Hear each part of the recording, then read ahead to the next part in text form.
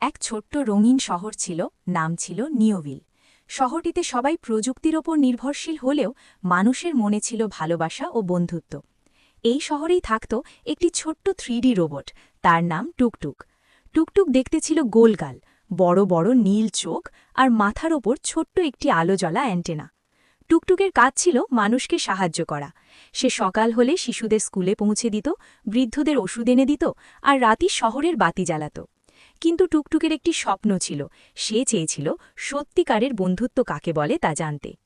একদিন শহরের বিদ্যুৎ হঠাৎ বন্ধ হয়ে যায়, চারদিকে অন্ধকার, মানুষ ভয়ে আতঙ্কিত। তখন টুকটুক নিজের শরীরের ভেতরের শক্তি ব্যবহার করে পুরো শহরে আলো ছড়িয়ে দেয়, কিন্তু এতে করে তার ব্যাটারি প্রায় শেষ হয়ে যায়।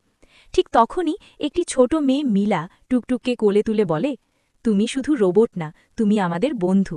এই কথা শুনে টুকটুকের চোখে নতুন আলো জ্বলে ওঠে। শহরের মানুষ সবাই মিলে টুকটুককে চার্জ করে আবার শক্তি ফিরিয়ে আনে। সেদিন থেকে টুকটুক বুঝে যায়, বন্ধুত্ব মানে শুধু সাহায্য নয়, একে অপরের পাশে থাকা।